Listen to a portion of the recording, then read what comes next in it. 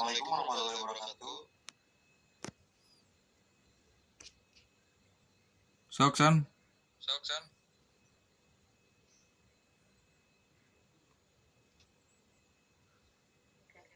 Assalamualaikum warahmatullahi wabarakatuh. Waalaikumsalam warahmatullahi wabarakatuh. Kami dari kelompok 7 akan mempresentasikan tentang mengelola sumber data dari bentar, ulang, jangan dijawab, udah nggak apa-apa. Hah? Udah. Maksudnya nanti pas aku salah jangan dijawab, nggak apa-apa. Oh. Suka lambat soalnya.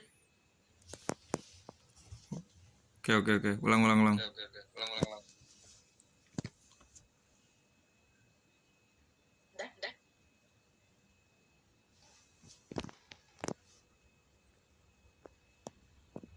Udah, sok. Assalamualaikum warahmatullahi wabarakatuh.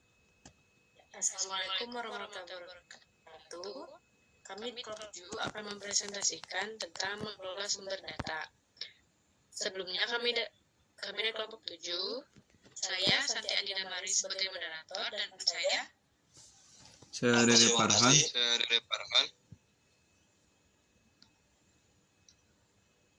Baik, langsung saja ke materi yang pertama akan dibacakan oleh saya sendiri.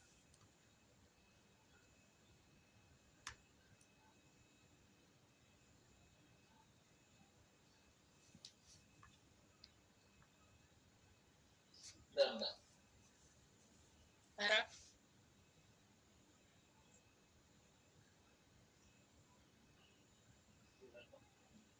karakteristik data transaksi dan data media sosial. Data transaksi bersifat terstruktur, terdiri dari informasi seperti ID transaksi, tanggal, nama pelanggan, produk, jumlah, harga satuan, dan tetap dan tingkat akurasi tinggi. Sebaliknya, data media sosial tidak terstruktur dan mencakup komentar pelanggan dengan bahasa alami.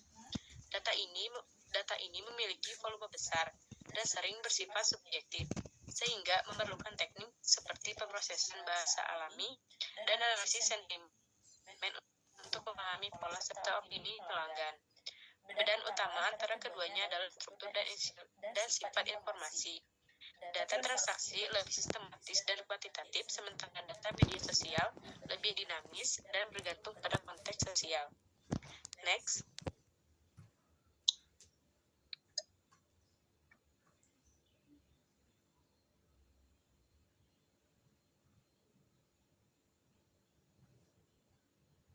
Selanjutnya ada perbandingan di BMS dan Hadoop. Di sini ada 3 aspek. Yang pertama ada aspek struktur data. Di BMS menggunakan data terstruktur seperti tabel, kolom, baris, sedangkan Hadoop seperti HDFS, MapReduce, atau Hive menangani data tidak struktur atau semi-struktur seperti teks bahasa, JSON, XML, log, dan komentar. Yang kedua ada aspek volume data. Di BMS lebih cocok untuk data kecil hingga menengah, sementara Hadoop unggul dalam jumlah besar atau skala besar, atau jutaan hingga miliar entry, terutama dari media sosial. Yang ketiga ada kecepatan data. Di BMS cepat untuk transaksi kecil dan query relasional, sementara Hadoop lebih lambat dalam query kecil tetapi efisien dalam pemrosesan batch skala besar. Di BMS lebih cocok untuk data terstruktur dalam jumlah kecil hingga menengah dalam query cepat, sementara Hadoop lebih prosesan skala luas.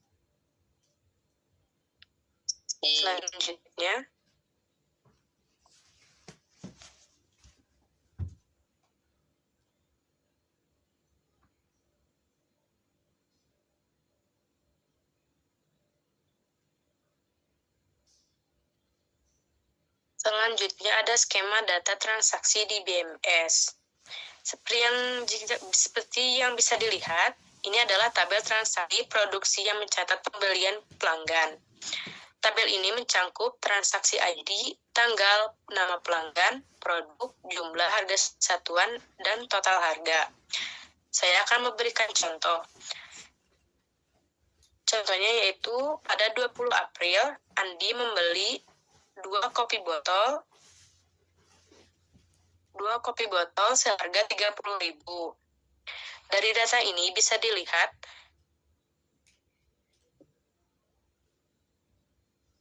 bahwa produk kopi botol ada produk yang paling banyak dibeli, dan transaksi dengan total harga tertinggi adalah oleh Citra seharga 45.000. Tabel ini merupakan skema dasar di BMS untuk menyimpan transaksi harian pelanggan secara relasional. Selanjutnya akan dibacakan oleh Dede Farhan.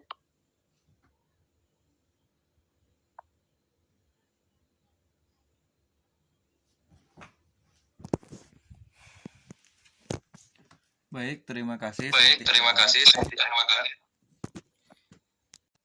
Saya di sini akan membacakan tentang skema pemrosesan data media sosial atau disebut HADOP. Di antaranya yang pertama yaitu pengumpulan data. Pengumpulan data dikumpulkan secara di komentar pelanggan dari media sosial seperti Facebook, Twitter, atau Instagram. Data ini tidak terstruktur dan jumlahnya sangat besar. Yang kedua, ada penyimpanan di HDFS, yaitu data mentah disimpan di HDFS yang artinya HADOP Distributed File System, yang mampu menyimpan data dalam jumlah besar secara paralel. Yang ketiga, ada pemrosesan dengan MapReduce atau disebut Serpak. Data diproses untuk membersihkan teks, hapus simbol, emoji, dan lain-lain, serta menganalisis sentimen positif atau negatif dan mengelompokkan berdasarkan produk atau topik.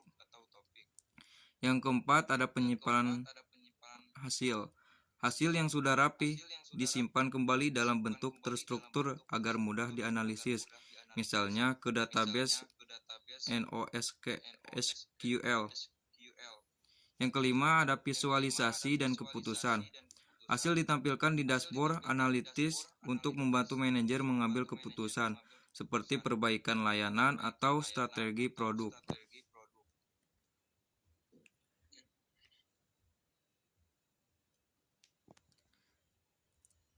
Selanjutnya ada penentuan pendekatan terbaik.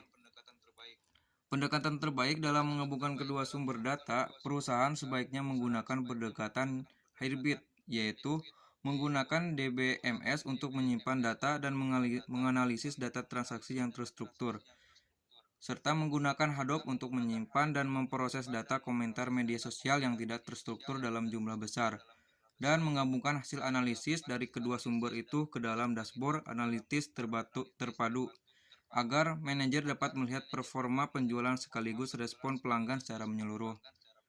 Yang kedua, kapan sebaiknya menggunakan DBMS, MySQL, PostgreSQL.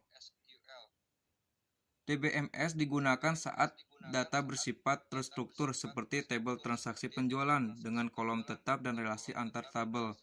Volume data relatif tidak terlalu besar dan dapat ditangani server SQL biasa, dan dibutuhkan transaksi cepat dan akurat, misalnya pencatatan pembelian pelanggan secara real-time.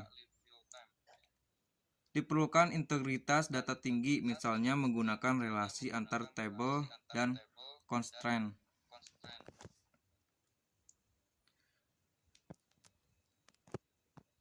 Selanjutnya, kapan sebaiknya menggunakan HADOP? Menggunakan HADOP saat data bersifat tidak terstruktur atau semi-struktur, seperti komentar, gambar, dan suara. Volume data sangat besar dan terus berkembang. Diperlukan pemrosesan analitik besar-besaran secara paralel, misalnya analisis sentimen ribuan komentar. Perusahaan ingin mengeksplorasi data untuk insight terbaru, bukan hanya transaksi standar.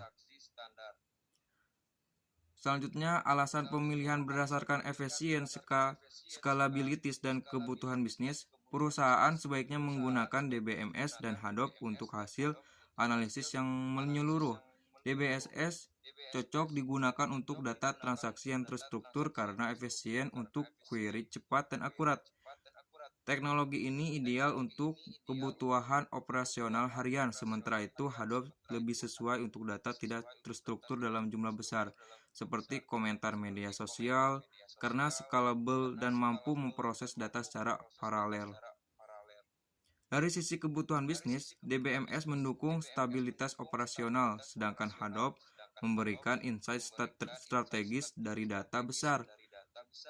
Kombinasi keduanya memungkinkan pengambilan keputusan yang lebih tepat dan berbasis data lengkap.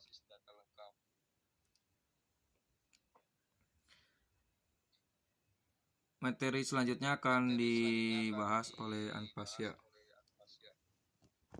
Ya, terima kasih untuk rekan saya. Nah, jadi bisa kita lihat bersama ya diagram alur pengolahan data untuk pengambilan keputusan. Jadi saya izin menjelaskan diagram ini menunjukkan alur pengolahan data untuk pengambilan keputusan manajerial, dimulai dari sistem manajemen basis data transaksi atau DBMS transaksi, data distract, ditransformasikan dan dimuat atau ETL. Kemudian data komentar diproses menggunakan Hadoop sebelum melalui ETL lagi. Setelah itu, data dianalisis dalam dashboard analitik yang akhirnya digunakan dalam pengambilan keputusan manajerial. Dengan sistem ini, data mentah diubah menjadi wawasan yang membantu manajemen dalam membuat keputusan yang lebih terinformasi. Ya, next.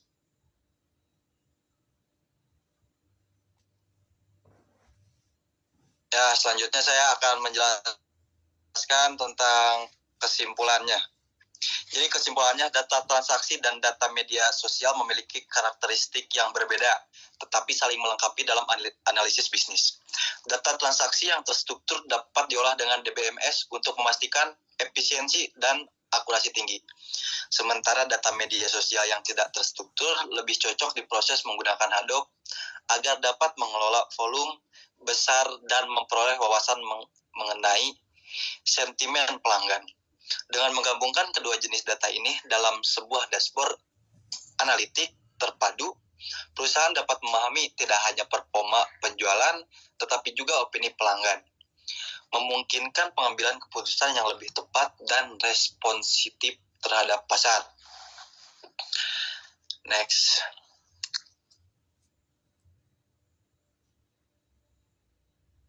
Ya, dan yang terakhir, rekomendasi.